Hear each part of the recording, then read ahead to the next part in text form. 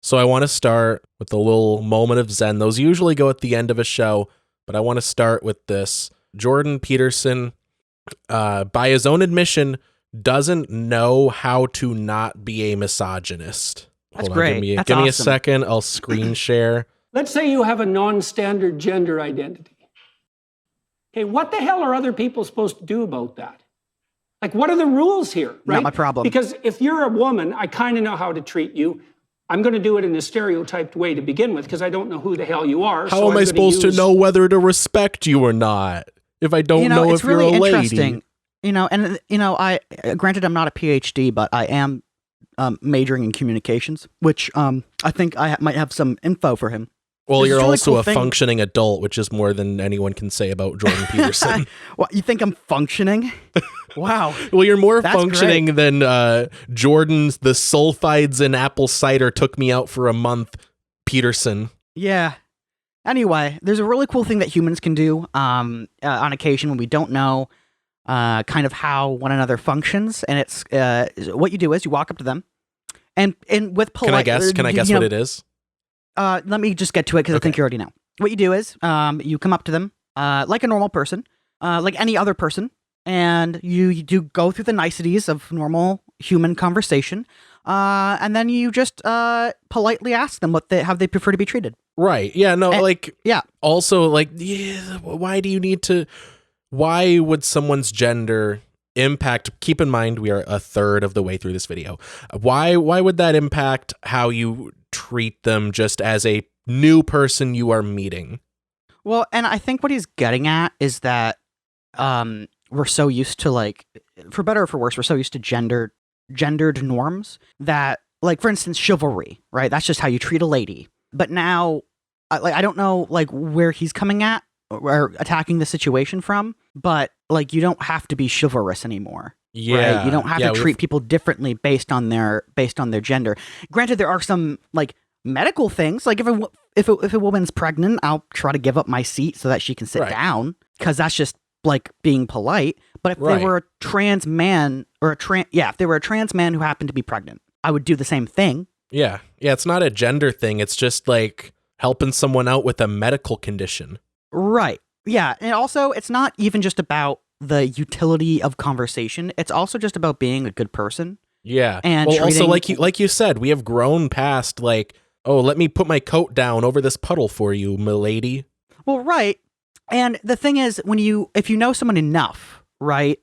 Yeah, you can do stuff like that, I guess. You can treat them the way that you're comfortable with treating other people. Right. I guess. But this really comes down to the fact that the things that he's squabbling about are things that can be overcome. Yeah, not even overcome, just he seems behind the times in the way that he interacts with just that is if we're taking what he's saying at face value. He is just grifting now, so I don't even know to the extent that he makes a lot of money from this, is what I'm trying to say. Yeah, no, he has a direct financial interest in being the anti-trans, climate denying guy who has a degree for the Daily Wire. That's his lane, and he's staying in his lane. Right. But I think he just, if this is actually his beliefs, he just has not progressed to where we are in terms of just interacting with a person. Right. And just saying, hi, how do you do? What's up? Well, it's just kind of weird to start a conversation with, hi, how are you? What's in your pants? Right. Yeah. No. Because it's really none of your business. What are your genitals? Because that determines how this conversation goes. Treat you. When you phrase it like that, it gets kind of weird. Gets a little what's your problem? I also want to say these niceties too of just normal human conversation go both ways too. So if there's a trans person listening to this, if there's a normal cis white person, I don't know what race would have to do with it, but not a freak like you. Right. Just kidding. Not peace and love. That. Peace and love. Peace and love. A lot of people, at least from the community that I'm in right now, haven't seen trans people. Not saying that they're not here. I'm just saying that it's just something that's not in the collective community's mind. And so people will slip up. People will accidentally misgender you. People will have invasive questions because they just don't know how to handle that kind of situation. So that requires, on behalf of the person who may be trans, a little bit of compassion and grace on their part. Sure, but you gotta keep in mind the cultural dynamic that is present there. You know what I mean?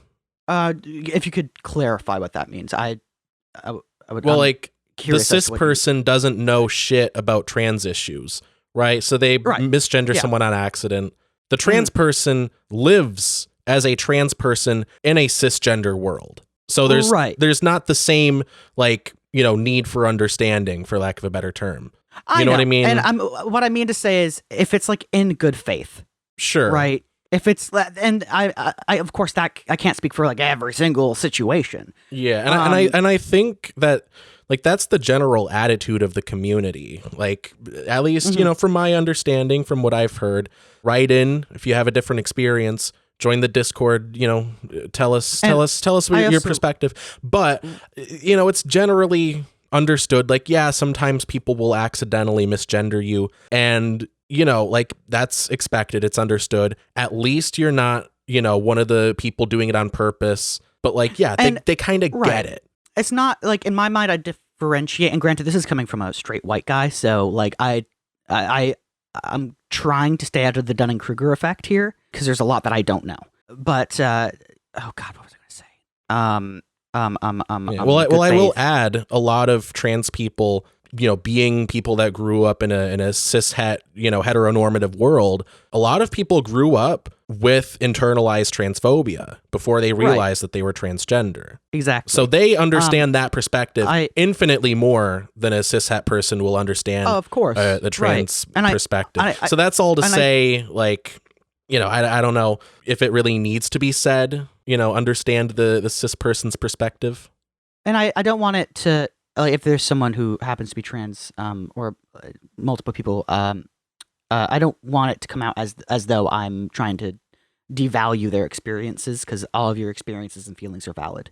But the point I was trying to make, though, that I had previously forgotten, was that I differentiate what's being asked versus the reason why it's being asked, right? And so if there's someone who just literally has never seen a trans person, yeah, right, like in the community that I'm in right now, like beyond the university kind of lines, there are a lot of people who just like completely out of their world, and there might be people who don't have hate in their heart but are legitimately curious as to the complexities of being trans, and though they could Google it, they just like talking to people.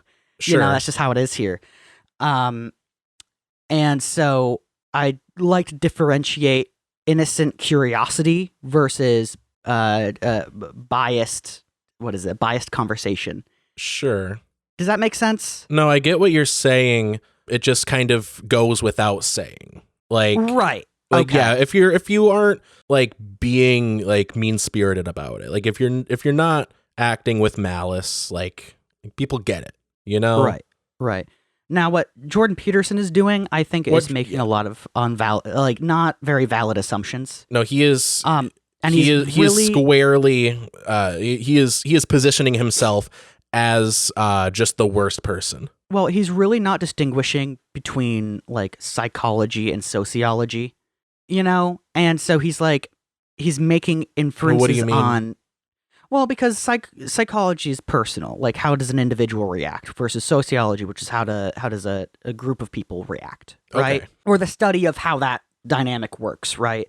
What I see him doing a lot is taking a lot of sociological theories and sociological explanations and applying them to an individual. And though I'm not a psychologist, so I can't really say, but from what I believe that I know about psychology, that can work sometimes, but if you're getting to something that's not as well studied as far as I know, not as well studied as like complexities with mental health and being transgendered. I just don't think those rules are a great application. Yeah, no, I think I get what you're saying, where he's mixing psychology and sociology, where like there are, you know, clear, like there are dynamics like between different genders. Like you can study how men and women interact, how like, intersex people interact with the world, like how do they, interpret their own gender, how do different groups interact basically. But he's trying to take that descriptive study and apply it prescriptively to a social interaction in a way that just does not make sense. Right. Like he's saying, because men have a certain, dynamic around women, I need to know if I should, preemptively disrespect you if you're a woman. It seems like he's trying to say. One thing I see him do a lot is he will make a factual inference about a sociological phenomenon and then apply it as though if an individual does this, it makes the society worse, which worse has variable definitions. It depends on how you look at it. But yeah, I mean, I don't think he's looking at it in a very nuanced way, because another thing that another Peterson moment from this week is he was like, yeah, Marxists, they just want to tear society down. Like that's their goal. That's just what they want to do. So like he has a very black and white hero and villain view of society. Well, what I was trying to get at though is that there are things that a collective consciousness, like a community, can understand and work with that doesn't result in bad outcomes. You know what I mean? And what I'm trying to get at with that is as long as people understand that there are gay people and they're people who like the same sex, or sometimes they like both sexes. There are trans people. There are gender and sexuality can be a spectrum. Well, also intersex people exist. Also, that's a whole other thing that just does not get talked about a lot.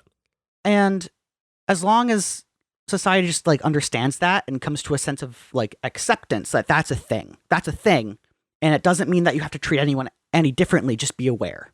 Sure. Right. As long as that's mutually understood, I don't see an issue with even if I forgot my train of thought now, but we should get through some more of this clip. Let people be happy is my point. Yeah. Low resolution approximations, and those are going to be stereotypes. They're no different than categories. And then when I get to know you, I'll particularize it. But if I don't know whether you're male or female, what the hell should I do with you? You don't know, because you don't know what the rules are. And so the simplest thing for me to do is just not do anything with you. The simplest thing for me to do is go find someone else who's a hell of a lot less trouble. Oh no, what a horrible thing for this person to miss out on. Oh no, Jordan Peterson won't talk to you. What a shame. It's almost like he doesn't understand that the human brain is built to adapt. Is built to go into different situations and find out what works and what doesn't work so that we can function as a society. Right. And I want to get through the last 10 seconds of this, and then I'll give my little piece. By the social norms enough so that they don't present a mass of indeterminate confusion on immediate confrontation. And then, And that's where the clip just cuts off. But yeah, his whole argument, well, I'll sum it up first. So he's saying that if you are not visibly, binarily male or female presenting, then he doesn't know what the hell to do with you, in his words. How about just be nice? Yeah, just be nice. Just say, hi, how are you? But his argument kind of falls apart when you consider that, I don't know what I look like to strangers, but I like to think I'm fairly male presenting. But I'm not into sports. I'm not a car guy. I'm not into a few different stereotypically masculine things. Does that make me less of a man? Maybe he would say yes. But if it's a binary like he wants it to be, then, if you're a one or the other, then what is he supposed to prescriptively project some archetype onto me? Is he supposed to expect to be like, hey, how was the fucking football? How was football going? Or how about these carburetors?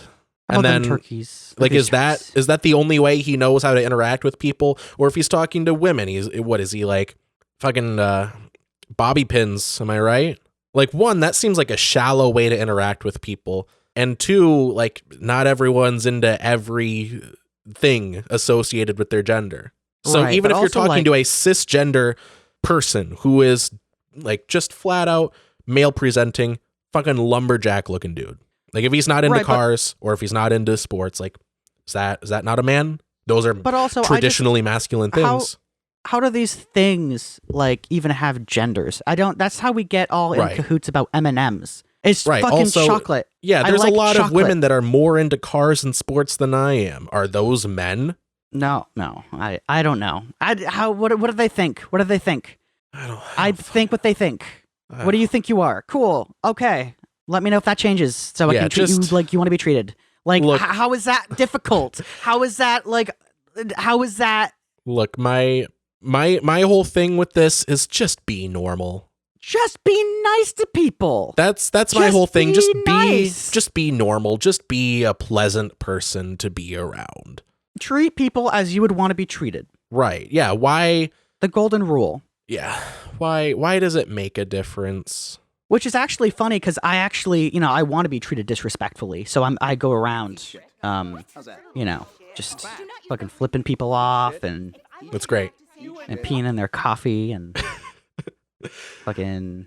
Turns Kicking out their all you had to dogs. do all along was just be female presenting in front of Jordan Peterson. I guess so. I guess that's so. his line. Or like the way that I navigate the world in a social sense is if I'm meeting a new person, I mean, one, I'll usually know something about them because we're at some kind of event together, or we're for whatever reason we have at least something in common because we're both fucking there, right? Right. So we have No, that to work let's off of. rephrase that. We're not both mutually fucking there. No, we're both It's- mutually when I meet Oh. people at the local orgies, I Okay. know at least something about them. But even if I'm meeting someone who's a complete blank slate, Like you know on what you do Bumble or something, Hmm? Like on Bumble or something, right? Like if you're meeting someone from scratch, you know how you fix the fact that you don't know anything about them? Talk to them. You talk to them. You ask them about themselves. Tell them about yourself. Because relying on gender stereotypes is a weird and bad way to navigate social settings. And that's what's up with that. That's the whole segment. All right. Agreed. All right.